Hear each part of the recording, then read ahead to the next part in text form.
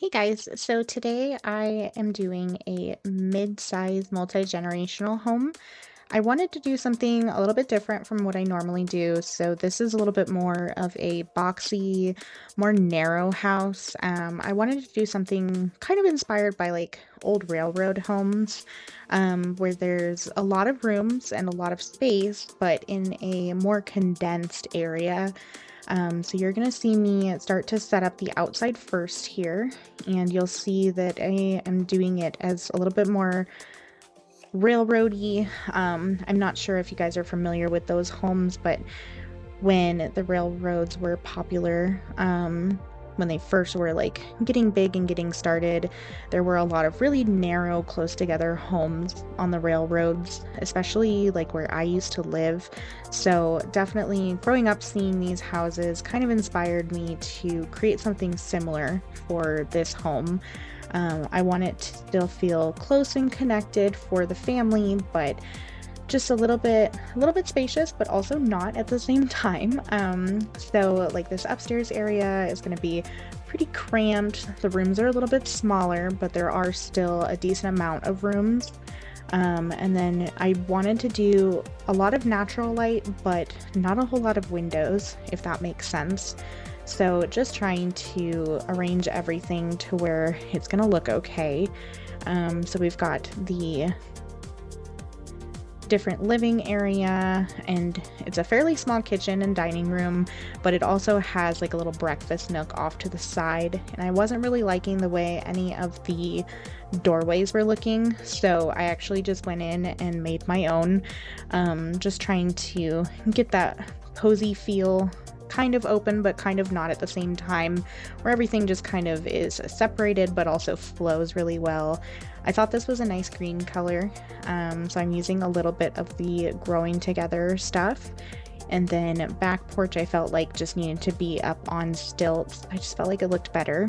And then with these older homes, they tend to have like a little basement area with some extra rooms, so I definitely wanted to add that in, especially being a multi-generational home.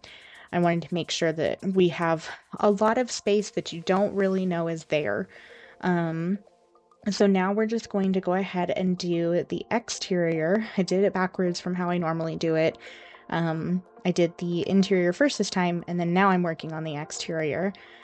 So I didn't want to do a whole lot of landscaping because I like to keep it to where you guys can personalize it, but I did want to do just a little bit here and there. That way you guys kind of got a feel of what you're getting when you get this house.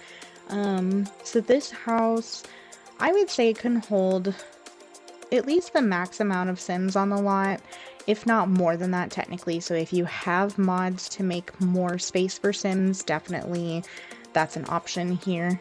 There are a lot of bedrooms, and then there's a lot of outdoor living space too, so you're going to see me start to add that in here. We are going to add in a mother-in-law unit. I've been really liking these lately, so you're probably going to see this in a couple of my multi-gen builds, just because I really like the way that it looks, and it's not too out of place, I feel like. So I'm going in, doing a mother-in-law unit in here too, so definitely one or two elder Sims can live in here, or as the kids get older, even if you want to put one of the kids in there, that's always an option too. And then I went in and I did some pathway work. I really like this one. This is a base game path, and I don't know when it came into the game, but I actually really like it. I like the little grass details. I think they're super cute, and it just makes it a little less boring, if that makes sense, than like the gravel and stuff that we normally have.